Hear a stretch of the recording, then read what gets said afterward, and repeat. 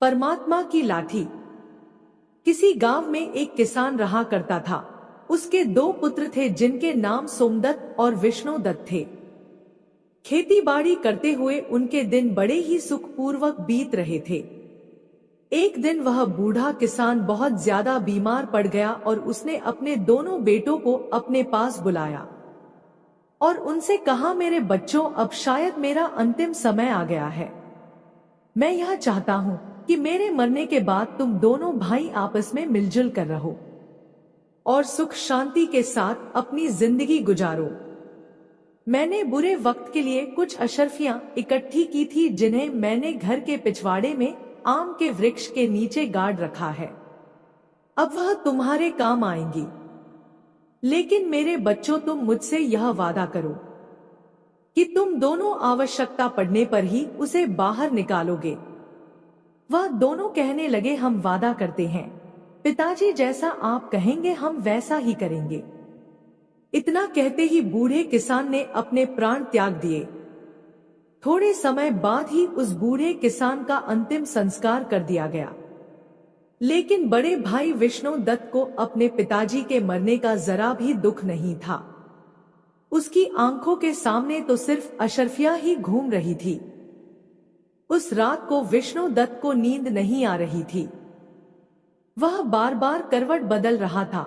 आधी रात के बाद भोर होने से पहले ही वह उठकर बैठ गया और सोचने लगा कि सोमदत्त के उठने से पहले मुझे अपना काम पूरा कर लेना चाहिए, वरना फिर कभी ऐसा मौका नहीं मिलेगा।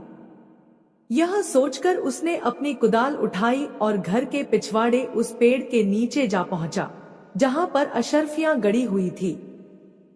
कुछ क्षणों में उसने जमीन को खोदकर वहां से अशर्फियां बाहर निकाल ली।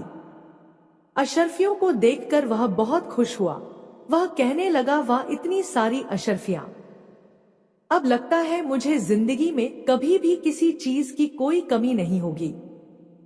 उसने तुरंत ही वह अशर्फियों का घड़ा उठाया और दूसरे पेड़ के नीचे गाड़ दिया और फिर आराम से घर में जाकर अपने स्थान पर दोबारा लेट गया। जब सुबह हुई तो छोटा भाई सोमदत्त अपने बड़े भाई विष्णुदत्त को जोर जोर से आवाज लगाकर उठा रहा था। बड़े भैया, भैया जल्दी उठो, गजब हो गया। भैया, घर के पिछवाड़े में आम के पेड़ के नीचे की जमीन खुदी पड़ी है। भैया, वहां से सारी अशर्फियां भी गायब है। मुझे लगता है कि कोई चोर हमारी सारी अशर्फियां चोरी करके निकल गया है। विष्णुदत्त बोला, क्या बोल रहा है मूर्ख, चल मैं देखता हूं। जब दोनों भाई उस जगह पर पहुंचे तो सच में ही वह जमीन खुदी पड़ी थी। छोटे भाई सोमदत्त ने कहा, अब क्या करें भैया? मेरे विचार से हमें पहले कोतवाली में जाकर सूचना देनी चाहिए। विष्णुदत्त बोला, ठहरो सोमदत्त, कोतवाली जाने की कोई जरूरत नहीं है। सोमदत्त बोला, लेकिन क्यों भैया? विष्णुदत्त ने कहा, मैं अच्छी तरह जानता हूं कि चोर कौन है जिसने दबी हुई अशर्फियां निकाली है। सोमदत्त ने चौंक कर पूछा, भैया क्या आप जानते हैं वो कौन है? विष्णुदत्त बोला, तुम जानना चाहते हो तो सुनो, वो चोर तुम ही हो। यह सुनकर सोमदत्त बोला, भैया यह आप क्या कह रहे हो? नहीं भैया, मैं और चोर नहीं, मैंने कोई चोरी नहीं की। विष्णुदत्त कहने लगा, अब फालतू बोलो मत, तुम्हारे और मेरे अलावा इन अशर्फियों के बारे में और कोई नहीं जानता था, इसलिए अब यह बात साफ है कि तुम अकेले ही सारी अशर्फियां हड़पना चाहते हो। सोमदत्त ने यह सुनकर कहा, आप ऐसा मत कहो भैया, मैं सच कहता हूं, मैंने कोई अशर्फी नहीं चुराई, मैं कुछ नहीं जानता। विष्णुदत्त बोला, या तो तुम मुझे वो अशर्फियां लौटा दो, नहीं तो तुम इस घर के दरवाजे अपने लिए हमेशा हमेशा के लिए बंद समझो। सोमदत्त उदास होकर बोला, ठीक है भैया, यदि आपको मेरी बात पर विश्वास नहीं है तो मैं ये घर ही क्या, यह गांव भी छोड़कर चला जाऊंगा। सोमदत्त दुखी मन से तुरंत ही वहां से चल पड़ा। वो सोचने लगा कि सच्चाई जाने बिना ही बड़े भैया ने मेरे साथ ऐसा सुलूक क्यों किया। अब बदनाम होने से अच्छा है कि मैं यह गांव छोड़कर ही चला जाऊं। जबकि घर पर बैठा विष्णुदत्त बड़े आराम से यह सोच रहा था कि वाह, कितनी आसानी से ये कांटा अपने आप ही निकल गया। अब सारी अशर्फियां सिर्फ मेरी है। दूसरी तरफ सोमदत्त दुखी मन लेकर वहां से चलता ही जा रहा था। चलते चलते उसके मन में कई तरह के विचार उत्पन्न हो रहे थे। उसके मन में एक विचार यह भी आया कि कहीं भैया ने सारा धन हटाने के लिए ये कोई चाल तो नहीं चली। वह अपने विचारों में मगन होकर लगातार चलता ही जा रहा था कि तभी वह एक बड़ी सी चट्टान के ऊपर जा पहुंचा। अब रात हो चुकी थी और चारों ओर अंधेरा छाने लगा था। उलझन में पड़ा सोमदत्त यह सारी बातें सोच ही रहा था कि तभी उसके कानों में कुछ आवाज आई। यह 2000 तुम्हारे और यह 2000 मेरे। वो सोचने लगा कि ये आवाजें कैसी हैं। सच्चाई जानने के लिए सोमदत्त नीचे की ओर झुका। उसने देखा कि 2 आदमी वहां पर थे और वो दोनों धन का बंटवारा कर रहे थे।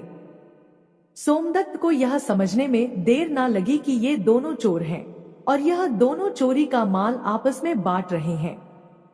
तभी अचानक से सोमदत्त का पैर फिसल गया और वो उन चोरों के बीच में जाकर गिर गया। अंधेरा होने के कारण चोरों को कुछ भी दिखाई नहीं दिया और वो डर गए और डर के भागने लगे और कहने लगे, भागो भागो भागो भाई, यहां से लगता है कि यह राजा का कोई गुप्तचर या फिर उनका कोई सिपाही है, भागो। चोर कहने लगा, हाँ भाई तुम ठीक कहते हो, चलो भागो यहां से। चोर अपना चोरी का माल छोड़कर डर के मारे वहां से भाग गए। जब सोमदत्त की नजर उन अशर्फियां पर पड़ी तो वह मन ही मन बहुत खुश हुआ। लेकिन तभी उसके मन में एक दूसरा विचार आया कि यह स्वर्ण मुद्राएं चोरी की है, इन्हें साथ में ले जाना ठीक नहीं होगा। इन्हें मैं यहीं पर गाड़ देता हूं और जरूरत पड़ने पर इनको ले जाऊंगा। यही सोचकर सोमदत्त ने वो सारी मुद्राएं एक पेड़ के नीचे गाड़ दी और रात वहीं बिता के सुबह अपने रास्ते पर चलने लगा। दोपहर होते होते वह एक जंगल से गुजरा। तभी कुछ लुटेरों ने उसको घेर लिया और लुटेरों का सरदार उससे बोला, खबरदार, जो कुछ भी तुम्हारे पास है वह निकाल कर हमें दे दो, नहीं तो जान से मार दिए जाओगे। सोमदत्त बोला, भाइयों मैं तो खुद ही एक मुसीबत में हूं, मेरे पास धन भला कहां से आएगा। लुटेरों का सरदार बोला, यह झूठ बोल रहा है, इसकी तलाशी लो। तलाशी लेने के बाद जब सोमदत्त के पास वास्तव में उन्हें कोई भी वस्तु प्राप्त नहीं हुई तो सरदार क्रोध से चिल्ला उठा और बोला, कोई बात नहीं, अगर इसके पास पैसे नहीं हैं तो भी यह हमारे काम आएगा, इसे अपने अड्डे पर ले चलो, देवी मां को इसकी बलि चढ़ाई जाएगी। यह बात सुनते ही सोमदत्त के होश उड़ गए। डाकू सोमदत्त को उठाकर अपने अड्डे पर ले गए, परंतु उनके अड्डे तक पहुंचते पहुंचते सोमदत्त को एक उपाय सूझ ही गया। अड्डे पर पहुंचने के बाद उसने डाकुओं के सरदार से कहा, अगर तुम मुझे अपने दल में शामिल कर लेने का वचन दो तो मैं तुम्हें 4000 स्वर्ण मुद्राओं का पता बता सकता हूं। यह सुनकर लुटेरों का सरदार बोला, क्या कहा, 4000 स्वर्ण मुद्राएं? यदि तुम सच कहते हो तो हमें यह शर्त मंजूर है, जल्दी से हमें उन स्वर्ण मुद्राओं का पता बताओ। सोमदत्त बोला, देखो भाई, अभी तो रात होने वाली है, इस समय वहां पर जाना ठीक नहीं है, कल सुबह होते ही मैं तुम लोगों को वहां पर लेकर चलूंगा। लुटेरों का सरदार बोला, ठीक है, लेकिन खबरदार, हमारे साथ कोई भी चालाकी करने की कोशिश मत करना, वरना अंजाम बहुत ही बुरा होगा। सोमदत्त बोला, निश्चिंत रहो सरदार, मैं तुमसे कोई भी धोखा नहीं करने वाला। अगली सुबह सोमदत्त उन चोरों को उसी जगह पर ले गया जहां पर उसने वह सोने की मुद्राएं दबाई हुई थी। सरदार के आदेश पर तुरंत ही उसके आदमियों ने उस जगह को खोदा और शीघ्र ही वह स्वर्ण मुद्राएं उनके सामने थी। स्वर्ण मुद्राओं को देखकर वह सभी बहुत ही खुश हो गए। वह स्वर्ण मुद्राओं को अपनी थैली में भरकर अपने अड्डे की ओर चल पड़े। परंतु सोमदत्त के दिमाग में अभी भी कोई दूसरी योजना चल रही थी। वह सोच रहा था कि ये स्वर्ण मुद्राएं एक तरह से तो मेरे काम में ही आई है, लेकिन मैं जल्दी ही इनके मौत का कारण बन जाऊंगा। इस घटना के बाद सोमदत्त उन लुटेरों के गिरोह के साथ ही रहने लगा और वह लुटेरों के सरदार का सबसे विश्वसनीय आदमी बन चुका था। कुछ समय बाद सोमदत्त ने उन लुटेरों के सरदार से कहा, सरदार, मैं एक सप्ताह के लिए अपने घर जाना चाहता। वहां पर मेरी बूढ़ी माँ है और एक बार मैं उनसे मिलना चाहता हूं। सरदार, जो सोमदत्त की योजना से बिल्कुल ही अनजान था, वह सोमदत्त को अपना सबसे विश्वास योग्य आदमी मानता था और उसने सोमदत्त को एक सप्ताह के लिए अपने घर पर जाने की आज्ञा दे दी। सोमदत्त अपने घर जाने के लिए रवाना तो हुआ, परंतु वह अपने घर जाने की बजाय राजा के महल की तरफ चला गया। उधर राजमहल में महाराज पहले ही उस डाकू के आतंक से बहुत परेशान थे। वह अपने महामंत्री से कह रहे थे, मंत्री जी, आखिर वह डाकू कब पकड़ा जाएगा? पूरा देश उसके आतंक से परेशान हो रहा है। मंत्री जी बोले, मैं अपनी तरफ से पूरी कोशिश कर रहा हूं महाराज। वह आतंकी जल्दी ही आपको कारागार में नजर आएगा। उसी समय वहां पर एक पहरेदार आया और बोला, महाराज की जय हो। महाराज, एक व्यक्ति आपसे डाकू जगीरा के संबंध में मिलना चाहता है। महाराज बोले, अच्छा तो उसे तुरंत यहाँ पर लेकर आओ। कुछ समय बाद ही वो पहरेदार सोमदत्त को राजा के सामने लेकर आया। सोमदत्त बोला, महाराज को मेरा प्रणाम।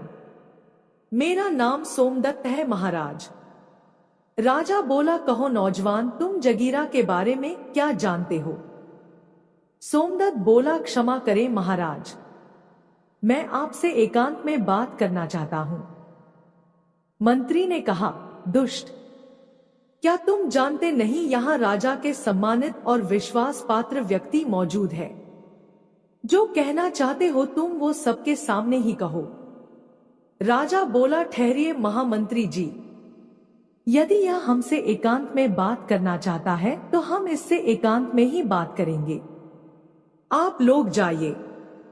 उसके बाद सोमदत्त ने राजा को अकेले में पूरा किस्सा कह सुनाया और आगे बोला, महाराज, इस तरह मैं उस डाकू का विश्वसनीय आदमी बन चुका हूं और अब मैंने उसे अपने जाल में फंसा लिया है।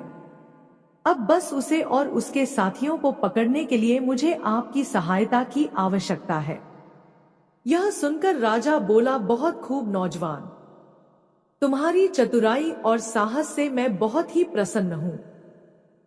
उन भयानक डाकुओं को पकड़ने के लिए जो भी सहयोग चाहिए मैं करने को तैयार हूं। कहो क्या करना होगा? सोमदत्त बोला, महाराज, परसों रात को आप कम से कम अपने 500 सिपाहियों को मेरे साथ भेजें। मैं उन सभी को उन डाकुओं के अड्डे पर ले जाऊंगा, जहां पर वह सैनिक उन डाकुओं पर आक्रमण कर देंगे और उन डाकुओं को गिरफ्तार कर लिया जाएगा। राजा बोला, बिल्कुल ठीक नौजवान, तुम्हारी सलाह बिल्कुल उचित है। तो तय रहा कि हम परसों रात को हमारे सैनिकों को तुम्हारे साथ भेजेंगे। तब तक तुम यहीं राजमहल में हमारे शाही मेहमान बनकर रहो। उसके 2 दिन बाद सोमदत्त अपनी योजना के अनुसार सैनिकों को लेकर डाकुओं के अड्डे पर पहुंच गया। सैनिकों की टुकड़ी ने उन डाकुओं पर आक्रमण कर दिया। कुछ ही समय में सैनिकों ने उन डाकुओं को गिरफ्तार कर लिया और उनमें से कुछ डाकू मारे भी गए और जो बचे हुए थे उनको महाराज के सामने पेश किया गया। वहां पर सोमदत्त को देखकर डाकुओं का सरदार मन ही मन सोचने लगा, उफ, कितना बड़ा धोखा हो गया। इस सोमदत्त ने हमें कहीं का नहीं छोड़ा। अगले दिन दरबार में सभी दरबारियों और मंत्रियों से विचार विमर्श करने के बाद राजा जयसिंह ने उन सभी डाकुओं को एक ही सजा सुनाई। इन सभी खूनी दरिंदों को हम सजाए मौत देते हैं। सैनिकों, अब तुम इन्हें ले जाओ और अगली अमावस के दिन इन्हें फांसी पर लटका देना। उसके बाद राजा जयसिंह ने कहा, सोमदत्त, तुम्हारी बहादुरी से हम बहुत ही प्रसन्न हैं। आज से हम तुम्हें अपना सेनापति नियुक्त करते हैं। सोमदत्त ने यह सुनकर कहा, आपका धन्यवाद महाराज, जो आपने मुझे देश की सेवा करने के लायक समझा। उधर दूसरी तरफ सोमदत्त का बड़ा भाई विष्णुदत्त अपने पिता की मेहनत की कमाई को बुरे कामों में बर्बाद कर रहा था। उसे जुआ खेलने की बुरी लत लग चुकी थी। वह शराब और जुए में अपना सारा पैसा बर्बाद कर चुका था। उसकी हालत इतनी बुरी हो चुकी थी कि अब उसके पास खाने के लिए अन्न तक भी नहीं था। पूरे गांव में वह इतना बदनाम हो चुका था कि अब उसे गांव में कहीं भी कोई भी काम नहीं मिल रहा था।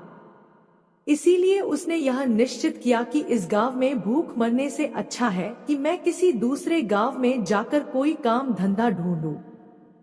इसी तरह वह चलता चलता उसी राज्य में आ पहुंचा जहां पर उसका भाई सोमदत्त सेनापति था। उसी नगर में वह किसी सेठ जी की दुकान पर गया और उससे पूछने लगा, सेठ जी, क्या मुझे कोई काम मिलेगा?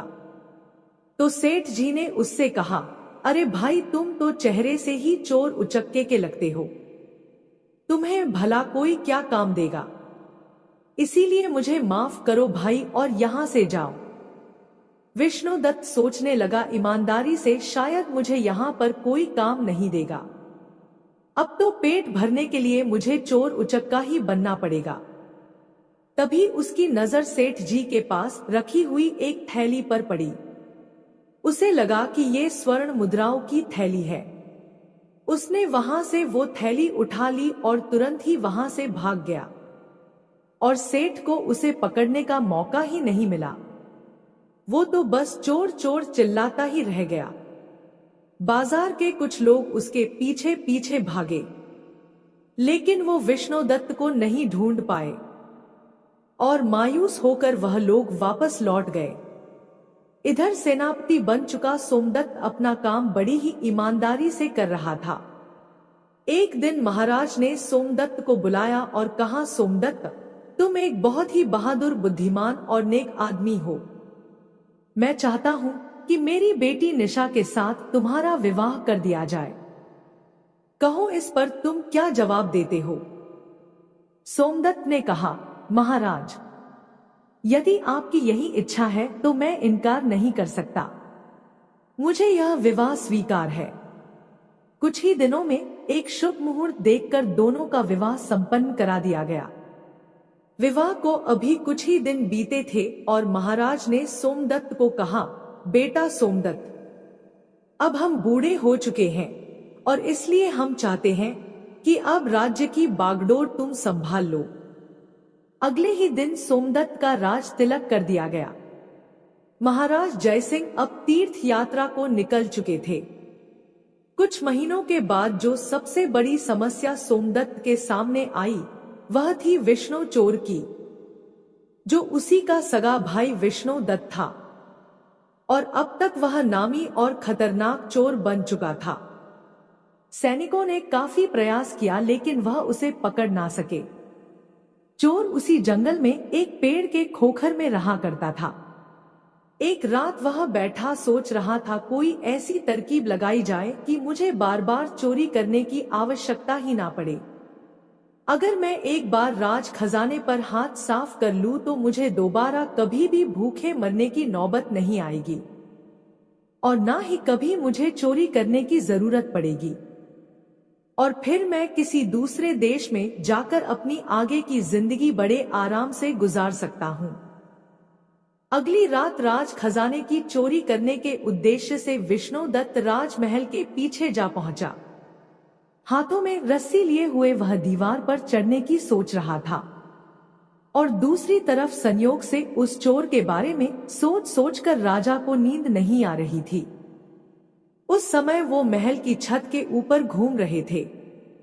जैसे ही विष्णुदत्त रस्सी के सहारे छत के ऊपर चढ़ा, वहां पर मौजूद राजा सोमदत्त ने उसे देख लिया। राजा सोमदत्त ने अपनी तलवार निकाली और साथ ही अपने सिपाहियों को आवाज लगाई। कुछ ही पलों में सैनिक वहां पर पहुंच गए। राजा ने सैनिकों से कहा, सैनिकों गिरफ्तार कर लो इसे। विष्णुदत्त ने वहां से भागने की पूरी कोशिश की, लेकिन वो भागने में सफल नहीं हो पाया और सैनिकों ने उसे पकड़ ही लिया। सोमदत्त उसे देखकर बोला, तुम तो विष्णुदत्त हो मेरे भाई, लेकिन एक नामी चोर। मैं ये सपने में भी नहीं सोच सकता था कि मेरा भाई इतना बड़ा चोर निकलेगा।